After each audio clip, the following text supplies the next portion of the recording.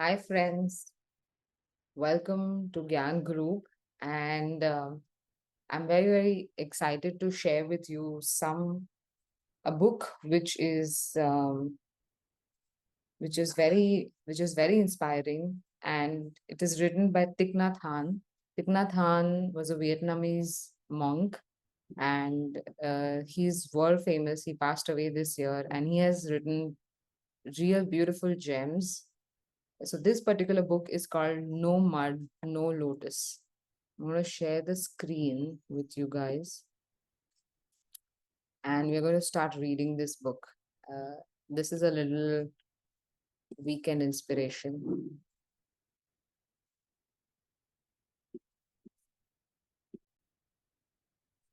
Yeah. So the first chapter is called. Um, okay, let's just start reading. The Art of Transforming Suffering.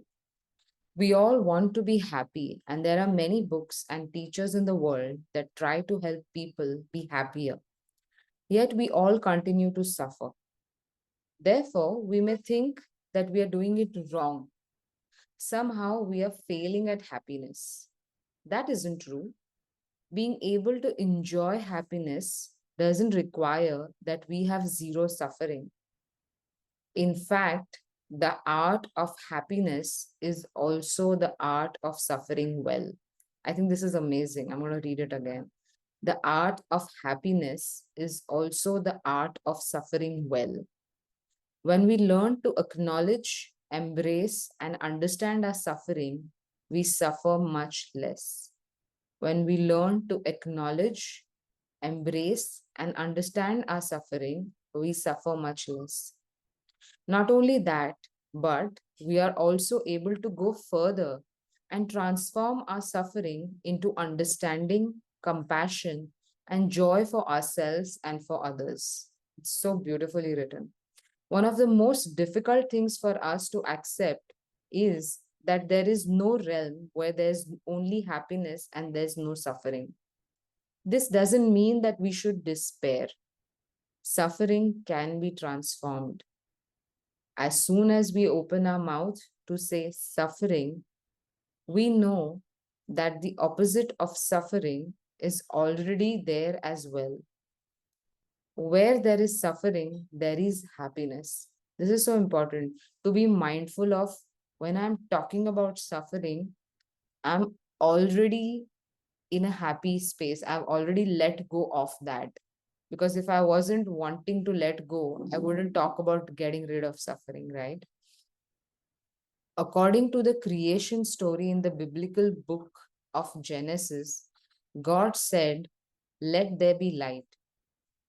I like to imagine that light replied, saying, "God, I have to wait for my twin brother, darkness, to be with me.